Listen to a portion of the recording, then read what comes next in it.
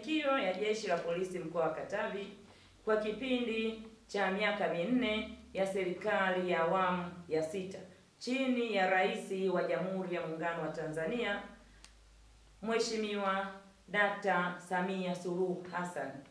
Jeshi la Polisi mkoa wa Katavi limepata mafanikio mbalimbali kama vile magari 7 ambayo magari hayo yanasaidia kuimarisha ulinzi na usalama katika maeneo yote ya mkoa huu wa Katavi.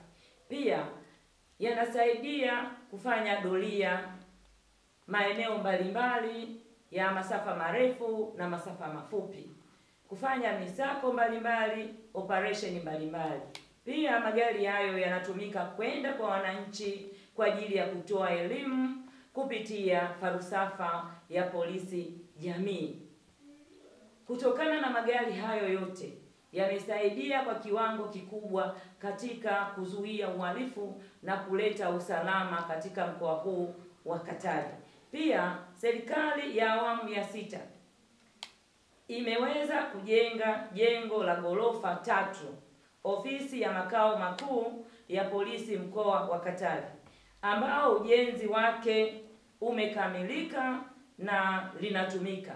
Pia tumepata kituo cha polisi Karema daraja C, ujenzi wake umekamilika na linatumika, na kituo cha daraja B halmashauri ya wilaya Mpimbwe, ujenzi wake unaendelea, ambavyo vyote kwa pamoja vimegharimu fedha ya Kitanzania shilingi bilioni 2.4.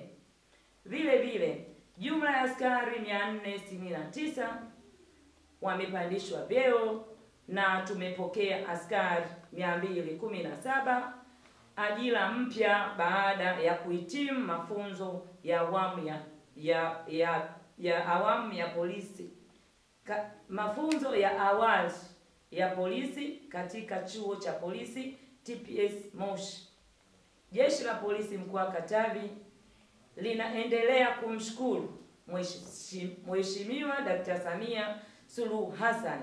Pia lina kupongeza kutimiza miaka minne ya uongozi wake, na tunakuombea kwa Mwenyezi Mungu aendelee kukujalia afya njema katika majukumu yako.